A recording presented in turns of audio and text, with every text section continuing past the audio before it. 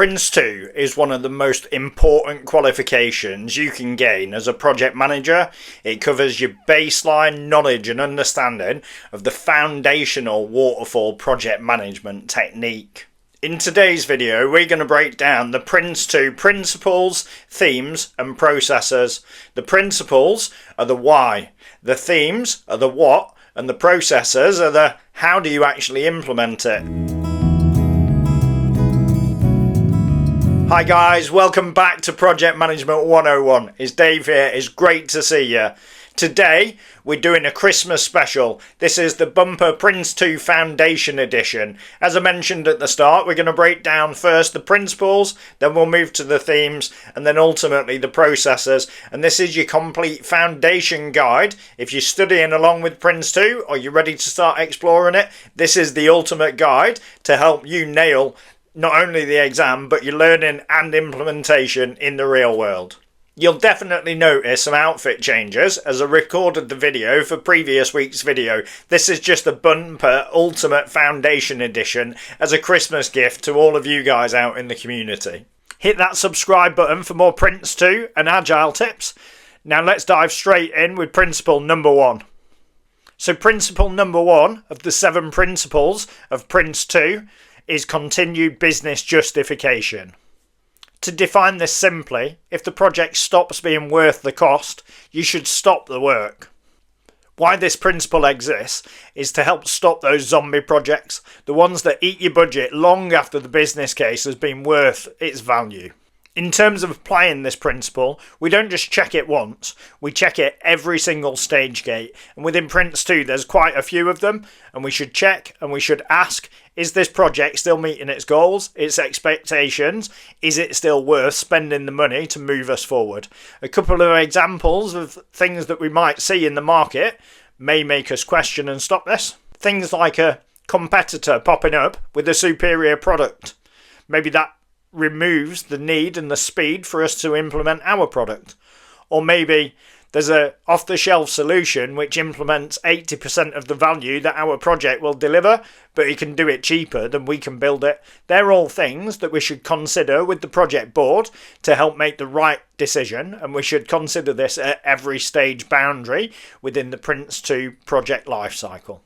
We, as project managers, play an important part in this, and we should help to make the project board understand the value and work with them around the benefits and the continued justification, and we should make a recommendation to stop if we don't think it's worth the time and effort that we think we're expending on it. Principle number 2 of the 7 PRINCE2 principles is learn from experience, and to simplify that is let's not repeat our past mistakes. Ultimately, we seek, we record, and we apply lessons throughout the project lifecycle, continually, iteratively, learning and changing. The reason why this principle exists, without this, every project manager is forced to reinvent the wheel in every project, whereas corporate data and corporate knowledge should help us build a long-term repository of when things didn't go very well versus things that went really well. And as project managers, we should deep dive into that repository to make sure we don't repeat over and over again those same past mistakes. Think of it as knowledge as currency, and we need to get it in the bank. In the real world, this is a two-way street. At the start of a project and continuously through the project manager should be checking the corporate lessons learned bank. What went well, what didn't go so well, and then throughout the project lifecycle, the project manager and the team should be asking those questions of each other and recording them in the project lessons learned log.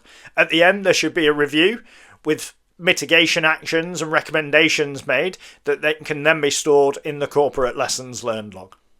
We want to continually add knowledge to that knowledge bank. So those two questions, what went well versus what could have gone better, will give us a great knowledge foundation to help the next project and the next project manager. Principle number 3 of the 7 PRINCE2 principles is defined roles and responsibilities. To simplify this principle, no one needs to or should need to ask who does what. We define clear roles, responsibilities and work with all of the team members so we're clear on who's accountable for what at the start of the project. No grey areas. This principle solves the real world problem of ambiguity. Ambiguity in structure and command structures within a waterfall project leads to grey areas. It leads to scope creep, it leads to budget waste, and can lead to many dysfunctions within the team.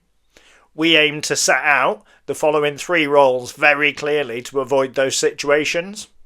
In PRINCE2, we set out to define the 3 areas as the business, the user, and the supplier. In the real world, myself as a program manager and you as a project manager, I set out to fill these roles with the right people.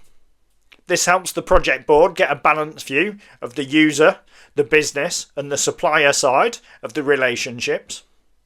Within PRINCE2, the senior user represents the customer's needs, ultimately ensuring that the final product is fit for purpose.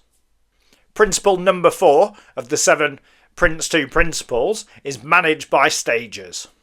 The simplified definition of this is not to plan the whole project at once. Break it into smaller stages so it can be reviewed with the project board. Because the reason this principle exists is to help mitigate financial risk. The more of the project you execute without checking the continued business justification, making sure that it still meets the needs of the user, and many more things that we want to consider, risks, wider industry, wider context of your organisation. By breaking the project into those smaller chunks, it means the stage gates come around quicker, and therefore we can stop spending money if it's not the right thing to do anymore, or we can stop the work if we're going in the wrong direction, make some changes, pivot, and set off in a different direction. So by breaking the project into those smaller chunks, you avoid and help to mitigate the cause of why this principle exists. It's really the insurance policy against the unknown. In the real world, and any corporate environment, as a project manager, where you're utilising waterfall, maybe PRINCE2 approaches, coming to the end of a stage, i.e. the stage gate, as a project manager, I create an end of stage report, plus a plan for the next stage, and then I go in for an end of stage boundary meeting with the project board. And then the project board can really check the performance of the previous stage before authorising the spend to start the next stage of the project. And it gives us really an ultimate checkpoint with non-negotiable gatekeeping based on the project's success and its direction. Principle number 5 of the 7 PRINCE2 principles is managed by exception. So the simplified definition of this is to escalate only when things exceed your agreed tolerances. The reason why this principle exists is because you're working very closely with the project board. They can be very senior stakeholders. You need to protect their time and use it wisely for when things are really necessary. As a project manager, a senior project manager, and a program manager, you have a good amount of knowledge, seniority, and leadership within an organisation structure. So you are the first port of call, the first port of escalation, and really the person that would try to work within the organisation to solve issues, and therefore only escalate in an issue when it becomes necessary. One thing to bear in mind is, as a project manager, you should stay within your tolerances that are agreed within your project initiation document. So it's important that you don't exceed those whilst trying to solve the problem, and escalate if you need additional time, cost, or questions around quality. But if it's within those tolerances, go ahead, solve it. Don't escalate. It's yours to own as the project manager. In the real world, as a project manager, utilising PRINCE2, if you have a project tolerance that allows for a 10% variance of the time metric, for example, you may be able to accept a 3-day delay. Whereas a full week delay, you might need to raise an exception report to the project board. So there's visibility, sign off, appropriate budget can be carved out if there's going to be impacts to the overall budget, and stakeholders can start to be realigned if we're going to exceed the expectations of the plan's delivery dates. Principle number 6 of the 7 PRINCE2 principles is focus on products. And the simplified way to think about this is to really define the deliverables, i.e. the products first, Don't get bogged down in making a pretty plan if we don't know what we're aiming to achieve, and therefore definition of the products is one of the key principles. And the reason why this exists is it helps to avoid ambiguity and scope creep within the project delivery. If you define the output clearly, it's easier to measure quality and whether you've actually delivered the outcome that you're aiming to. In the real world, as a project manager, we would use the project descriptions to help our scope and control within the project stage of actually building the thing. Maybe things like the security definition or the performance controls for the piece of work, whether it's a piece of software or something else. All of that is clearly documented within the product descriptions. If it meets the product description, then great, it's done. If it doesn't, then it fails and it requires rework. Principle number 7 of the 7 PRINCE2 principles is tailor to suit the project environment. The simplified definition of this principle is only use the parts of PRINCE2 that suit your environment and or the culture and or the organisation. The reason why this principle exists is PRINCE2 is a tool ultimately, and a small project versus a multi-million pound contract may require very different project controls, and it shouldn't be a burden to implement using a skilled project manager with some sensible controls. So this principle makes us think about that. So in a real world application, this is where your agile experience comes in clutch. Perhaps for a small software delivery, you might think about combining some of the roles, maybe the user and the business. Maybe you think about simplifying documentation, where we might do product descriptions. Do they become user stories, features, epics? Ultimately, you take the structure and control that PRINCE2 gives you, but you simplify it for the speed of agility and working closely with your team, but keeping your board informed, making sure you've got the right tolerances in place, and making sure everybody's talking regularly to keep the speed, but keep everybody clear, so we're all aiming for the right outcome. So there you have it. They're the 7 PRINCE2 principles simplified. These 7 principles are the foundations for clarity and control in every project environment. So there you have it. That's the PRINCE2 principles. Don't forget, that's the why. Why do we do that in PRINCE2? Next, we're going to dive into the themes, and the themes are the what of PRINCE2. The themes are 7 core knowledge areas or aspects of the project that need to be continually addressed, inspected and managed from start to finish. If we think of the 7 PRINCE2 principles that we covered last time as the why, the themes are the what you manage. So let's break them down. So the first of the 7 themes of PRINCE2 is business case. This is the most important theme. It defines justification for the project and answers the question, is this project still worth investing in? As a theme, it exists to ensure that you can meet the principle of continued business justification. If the business case disappears or the costs outweigh the benefits, ultimately at that point your project's dead, and this theme is the life support for your project. The next theme of the 7 PRINCE2 themes is organisation. This theme establishes the project structure.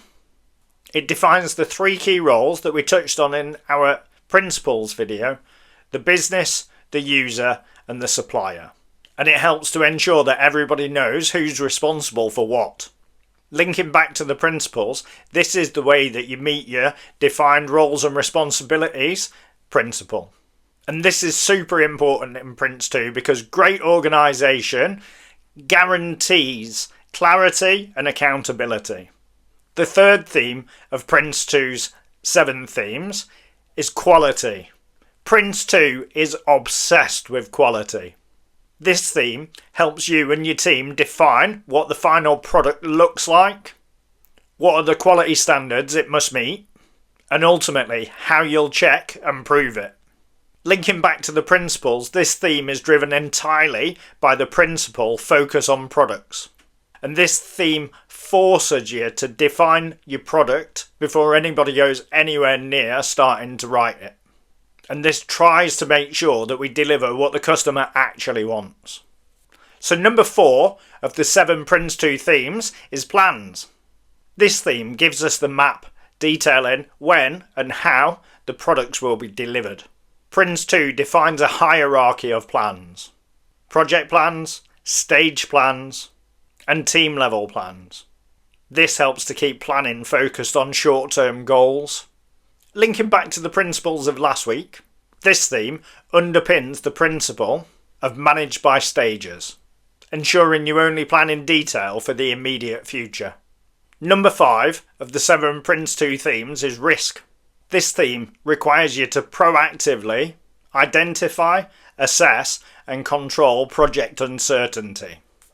You must establish a process for dealing with threats and opportunities. Linking back to the principles from last week, risk management is an integral part of the manage by exception principle. Ultimately, by identifying risks early, you define the tolerance limits that, if breached, must be escalated to the leadership team. Number 6 of the 7 PRINCE2 themes is change. It's this theme where PRINCE2 manages all in-flight change requests and issues. It establishes a formal control procedure for reviewing, approving, and funding any changes to the project's baseline. Linking back to the principles, this theme keeps the project within the boundaries within the manage by exception tolerance limits. In PRINCE2, uncontrolled change is the enemy of project success. Number 7 of the 7 PRINCE2 themes is progress. This theme is about monitoring where you are compared to where you should be. It establishes the mechanisms for reporting, reviewing, and assessing the viability of the project. Linking back to the principles, this theme ensures the manage by stages principle is respected, ultimately because progress is reviewed at the end of every stage. It also gives the project board the information they need to support the manage by exception tolerance setting. So there you have it. That's the 7 PRINCE2 themes. And remember, these are knowledge areas that need to be continually managed throughout your project lifecycle. The themes work together to ensure that your project is fully justified, well organised, focused on quality, planned effectively, and rigorously controlled. And that's it, we've nailed the themes. Now we can go and apply those in the real world. The themes are the what, don't forget that. So the principles are the why, the themes are the what. Next up, we're going to dive into the processes, which are the how. How do we actually do that in the real world? Let's dive in. The PRINCE2 processes are at the heart of the method. These 7 processes help to define the activity needed to direct, manage, and deliver a project successfully. The key to understanding them is knowing who's responsible. The project board, for example, is responsible for direction. The project manager, for example, is responsible for management.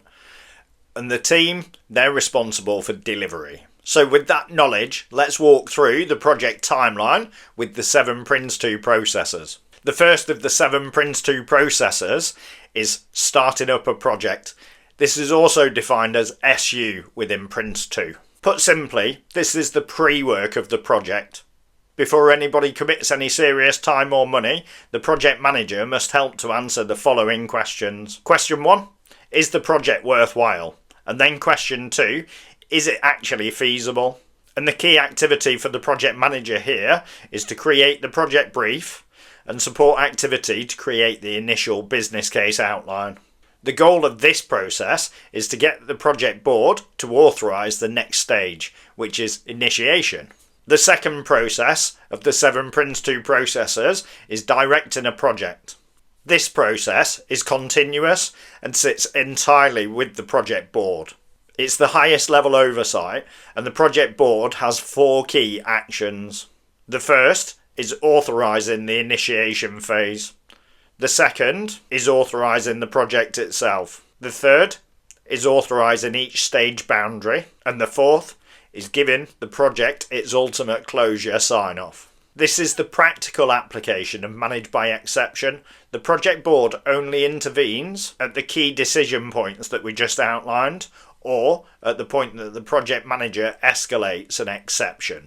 The third process of the 7 PRINCE2 processes is initiating a project, or IP. This is the comprehensive planning stage. The project manager takes the high-level project brief and works with the team to plan the project in detail. The key action for the project manager at this point is to create the project initiation document. We might also call this the PID.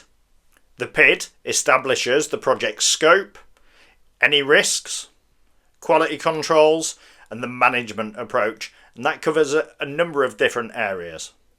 This then acts as the project's Bible. And thinking back to the themes that we covered in last week's video, if you missed it, I'll pop a link up in the corner, but this is where they're defined, documented, and ultimately it creates the project's overall baseline. The fourth process of the 7 PRINCE2 processes is controlling a stage. This is the project manager's day-to-day work during any different stage of the project. Under this umbrella, the project manager is responsible for managing risks, dealing with any issues that may arise, reviewing the work packages from the team, and reporting progress. And the key action for the project manager within this process is supporting the team and supporting any corrective action that might need to be taken within the agreed tolerances of the project. Process number 5 of the 7 PRINCE2 processes is managing product delivery, or MP as it's denoted in PRINCE2. This process sits with the team manager and the team. They're accountable.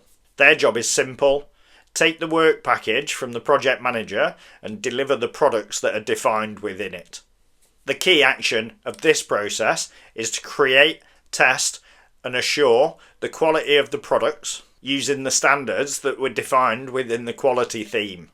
Thinking back to the themes and the principles, think of this process as the engine, and it's where the focus on products principle is delivered. The sixth process of the 7 processes of PRINCE2 is managing stage boundaries. This process occurs at the end of every management stage. This is the project manager's opportunity to stop and to review the performance of the stage that's just finished, and also to deliver a detailed plan for the next stage of the project. The key actions for the project manager at this point is to prepare the next stage plan and to update the business case, making sure that we've still got continued business justification. This is the core mechanism of managed by stages, thinking back to the themes and principles that we'd already covered, and this allows the project board to make informed decisions around investment stage by stage. The 7th and the final of the 7 PRINCE2 processes is closing a project, also known as CP.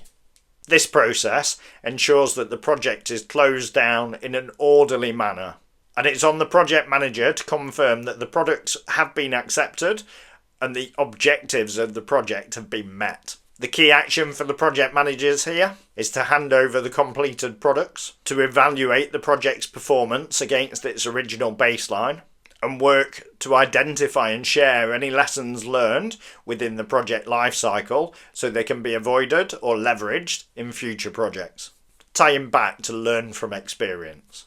So there you have it. They're the 7 processes of PRINCE2, and they help to guide you through the entire life cycle of the project, ensuring that you have the right direction, management and delivery controls in place at all times.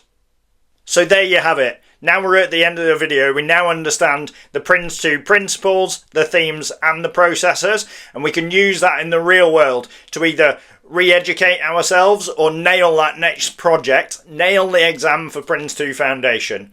I hope you got some value out of this video. Smash that like button, let me know. If not, share any feedback. What could I do better? Please let me know. You've got a great free resource here. Use me wisely. And I just want to end this video by saying a massive thank you. I've only been on this journey for 6 months, but it's been in the making for a much longer time. I'm really grateful for you joining in, watching along and being part of our community. Make sure you subscribe so you don't miss future content. It's really great to see you. It really helps out the channel. From Dave at Project Management 101. That's it for 2025. I hope all of you that are celebrating have a great Christmas and a happy New Year. Those celebrating Hanukkah, happy Hanukkah, and any other celebrations around the world, please enjoy them. Enjoy your time with your family. We'll be back in 2026 with more great content. Until then, from chaos to clarity, take care.